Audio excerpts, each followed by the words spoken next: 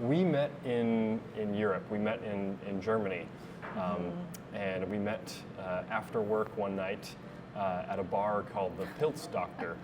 And so I guess that was really a kind of an amazing point where we met kind of towards the season of Oktoberfest, and it was just we just were drawn to each other.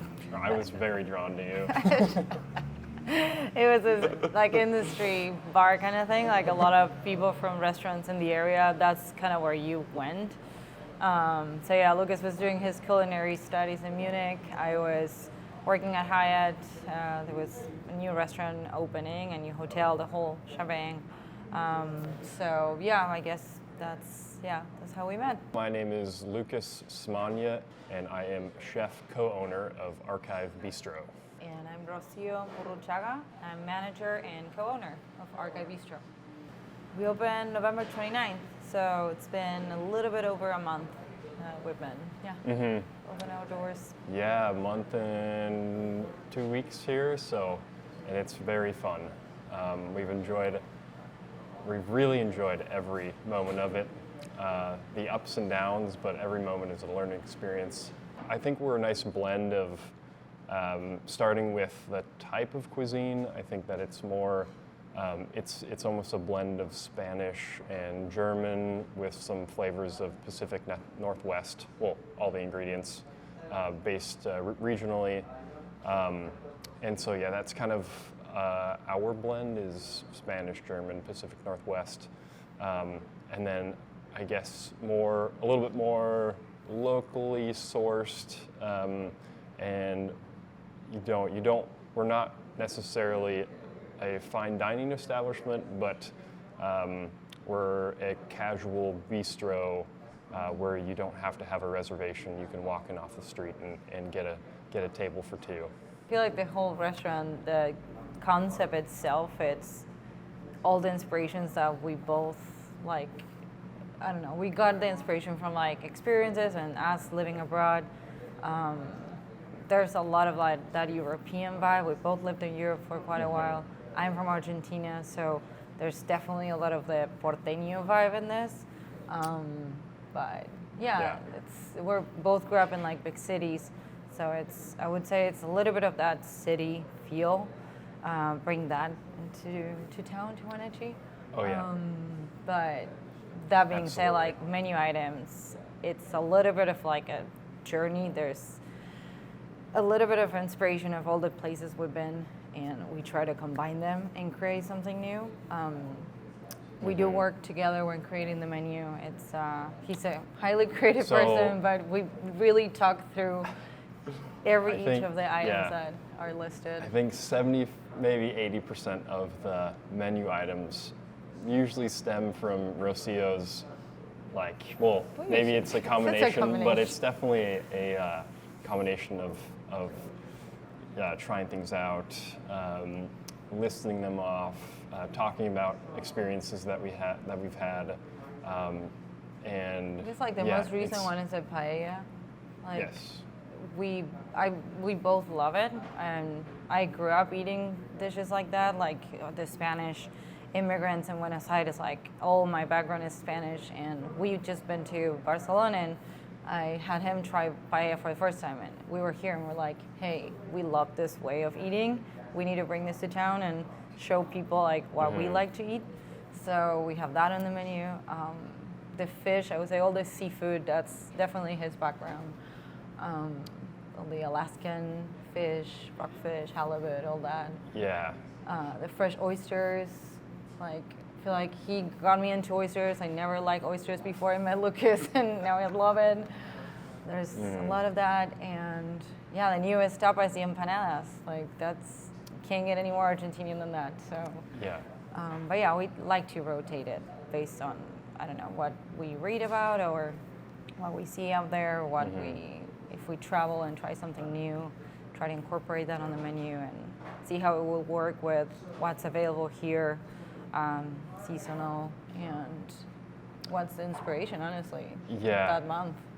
That's how we work. And it's definitely like when we when we design menus and we, I guess, dream about the next plates and the next menu, they always stem from a memory or a past experience. Yeah, you really hit it with the paella, with the empanada, even with the desserts that we have right now. Or the schnitzel's coming up. Yeah, exactly. Just How to incorporate everything from the house-made noodles with a little bit of a spicy mustard sauce. Yeah, the porchetta, which we source from Pure Country Harvest in Moses Lake. The tomato sauce that we serve with it is from Radix Farm. We have an apricot sauce from the Mystic Acre Farm in East Wenatchee as well. So yeah, there's a lot of inspiration from our, I guess, from past experiences.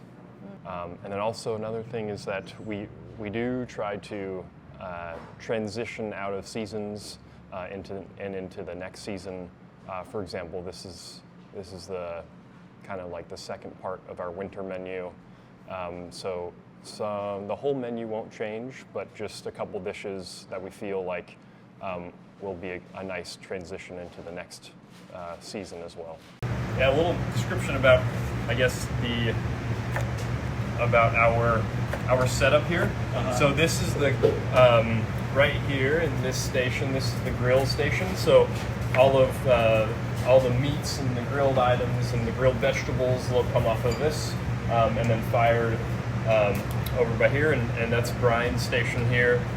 This is the poisson. This is the fish, kind of the sauté entremetier fish station. So a lot of things that are sautéed and the fish dishes will come off of this station here. And then down over there by the bar, we have the garde-manger, which we do. That's kind of like the cold pantry, which is nice and fun. We got some cool desserts on right now. We make some ice creams and sorbets, and those are all in-house made. Right now we do kind of like a coffee espresso dessert, which is very fun. So it has hazelnut praline, macarons, a little bit of a kind of a coffee dust. Looks almost like a mushroom wreath. And then the secret ingredient in there is our porcini mushrooms. So we do a porcini mushroom hazelnut praline, and so that's the base of a little of like the mushroom macaroon plate there. So it's a hint of umami and kind of depth that you don't exactly know what that flavor is. It is on the menu, but it is an interesting thing. It's kind of adding like caper juice to your chocolate cake. You don't really know, or the cheesecake. It's like that hint of acidity or depth and umami that is the secret ingredient. We chose a name because it's a lot to do with the position of the restaurant, how it's across the street from the park or the Centennial Park, the museum, Wenatchee Museum, and there's a small kitchenette in the bottom of the museum, and we are below the museum, down the hill from the museum. So we felt like it was appropriate to kind of relate that to the city of Wenatchee. And also just it's a place where in the archive bistro is a place for all recipes to be held. That being said, it's a very international cuisine and flavor, and we like to bring up things from the past with a twist, and also hold what's in the future for us in the archive. We're right on the corner of Wenatchee Avenue in Yakima, and it's a cozy spot. It's like a 10-table restaurant. We do have reservations, and we love having walk-ins. Walk-ins, yeah. That being said, we only have 2 tables, so Yeah, it's like we're open from 4:30 to 9:30. 9:30, so, 10 o'clock. Yeah. Yeah. Awesome. Thursday through Sunday. Thursday through Sunday. Yeah, that's important too. Good to know.